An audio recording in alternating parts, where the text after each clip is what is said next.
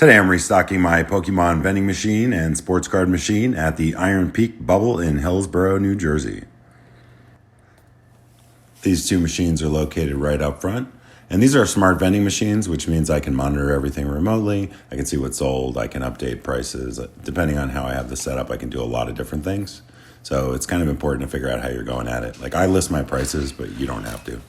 You could do everything digitally. That way you could change them remotely if you needed to.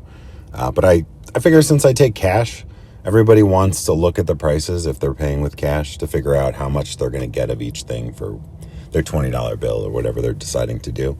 So it seems to make more sense to me to, if I'm taking cash, to list all the prices, even though I do have to change them and update them when I move things around, which can be a little tedious, or you can get it wrong and just not remember to swap products out. But I've gone through all that and decided that this is definitely the way that I want to do it, to provide as much information to the customers when they're making decisions on what to buy. So that's worked out well for me. But I do have the other machines that don't take cash, that are just digital, and that works out well for those locations with the smaller wall-mounted machines. All right, I'm just replacing some foreign cards here. I've got a lot of Japanese, Korean, and Chinese that I supplement with the English packs. Just depends what I have available. But right now you see there's some sleeves on the top, but those are running low in general in my inventory. So I'm switching over from a lot of the sleeves to individual packs. And then it looks like we've got some trick or trade going in here as well, filling in that row on the side. Those are $1. Sell those in all the machines. And then I've been selling these EV pouches, which have been doing great. So I just sold 4 of them out of this location over the last 2 weeks, I believe, since I've been here. And then the cool thing is, because the way the system works, it's like a database of all your products that you created.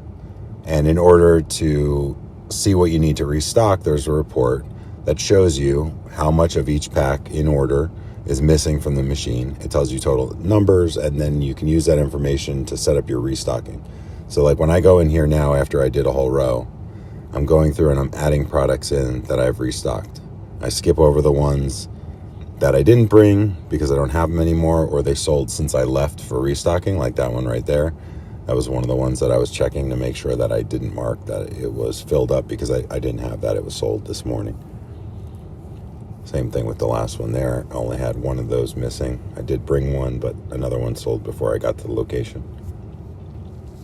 I like to do the restocks in the morning if I'm doing a loop like this of 3 locations with my 2 supermarkets and then Iron Peak. And I usually start down in Princeton, work my way up. So it just depends on how I'm doing things and what order and which machines I'm going to.